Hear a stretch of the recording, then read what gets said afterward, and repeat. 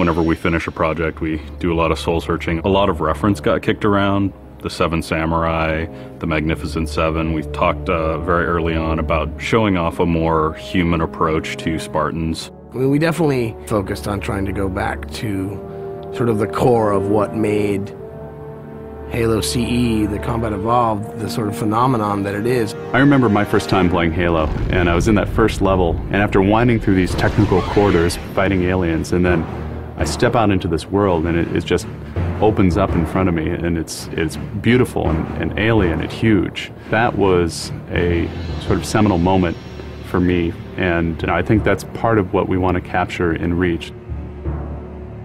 Something that was core to the game at the beginning was that sense of wonder and exploration.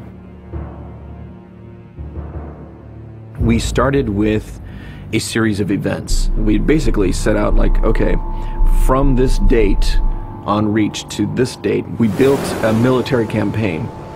We all had a desire to really flesh out the backstory of what happened prior to Master Chief and Cortana even entering the picture. We knew there were other Spartans, and it just seemed like such a rich area to tell a character-driven story with new characters.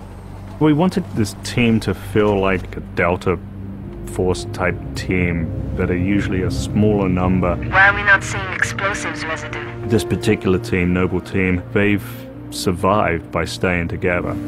You're Noble 6, you're a replacement for a Spartan that's died. You're experiencing this story, boots in the mud. We looked at the story of Reach, and it was obviously a more intimate, character-driven story. We really needed the attention to real-world detail, trying to make these characters' faces really feel like believable. We started everything over from scratch, came up with a whole new rig for how we animate faces and also how we approach like texturing them, modeling them, everything, and just put a lot more time. Difference about a couple million polygons. We absolutely want Reach to tell a human story, and that's going to require us to invest significantly into higher fidelity models, much more open environments, larger numbers of AI than ever before in a Halo game. To pull off the vision for what we had for this game, we ended up gutting almost every part of the engine, retooling things to make it run faster, to make it run better, it looked better. We had to throw out all of our technical systems. We had to then throw out the content that went with it because that content didn't represent the new bar we were going for. Copy that, on our way. Don't need command to tell me. Been all hers half my life. Let's shoot it. We've got a great team of guys, and they could take motion capture and they could make the poses way more dynamic, way more expressive. Those changes bring out the life, they bring out the style of our characters. We had probably 4 times the amount of polygons to play with this time around, which gave us a lot more freedom and creativity in what we wanted to achieve. When you look at total engineers that are actually putting code that are actually affecting this game, I mean, it's massive, 30 plus guys, it's crazy. When you shoot a rock face, you'll see sparks, rock chips, dust. In Halo 3, we had a maximum of 100 colliding particles. In Halo Reach, we have thousands. We've got much more customizable Spartans than we've ever had in the past. The number of polygons we can draw at one time has skyrocketed. It's changed the way we build things up close as well as out far. This is where Noble Team arrives when you're going to work your way down, all the way down these terraces.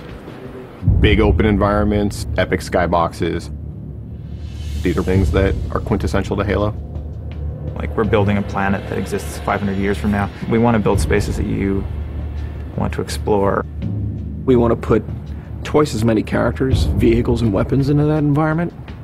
That's going to require massive improvements to the way we handle our artificial intelligence in the game. We now can put so many AI in an encounter that you can put 4 Spartans, the player, 8 Marines against 30-ish Covenant, and that's an actual serious challenge.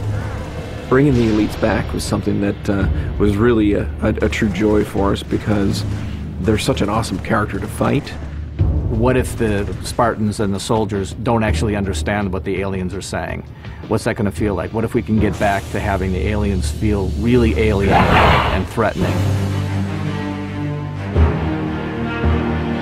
these people and this planet and this story deserve something new and different. Just a different underlying sense of tragedy, heroism. We're rebuilding everything from the ground up. You have to walk this very fine balance. We want to add new things, but we don't want to rough up anybody's baby. I mean, that's the whole thing about the crazy sausage that is Bungie's Halo Reach ODST universe, is that we've sort of developed this gameplay that every person sort of has the different things about it that they like, and I still think that we still struggle to figure out exactly what, you know, like what can we add or remove without pissing off certain people in the population. We looked at the Halo 3 assault rifle, and it really does feel kind of dated. It fit the tech then, but now we have all of these new polygons to play with. We went to a lot of trouble to sort of ground the weapons and the vehicles more in this sort of more real, more gritty world. We refined a lot of the weapons to push them into their particular role, and that role is defined a lot by range and the range of combat that you're going to play. For instance, the DMR, which is a sort of medium to long range suppression marksman rifle. It's going to be a sandbox game. It's not going to be a carefully scripted game where every movement of the AI is controlled by a mission designer. It's much broader than that. It allows the player to deal with encounters in their own specific way. There's definitely going to be offhand grenade throwing. There's definitely going to be vehicles. There's definitely going to be a large number of weapons that are incredibly powerful, incredibly accurate, that allow the player to feel like a badass. Now, if you melee him in the back of the head like you really mean it, you're holding down on the button, you will launch into this more elaborate animation sequence. It's going to be a very different campaign experience for people overall. We're doing stuff in the campaign that people absolutely won't expect from a Halo game. Bigger battles, brand new cast of characters. An incredibly ambitious game. Every neuron in my head is firing with just reach, reach, reach. We knew from the beginning what the end was going to be. This is the definitive Halo made by the people who created Halo.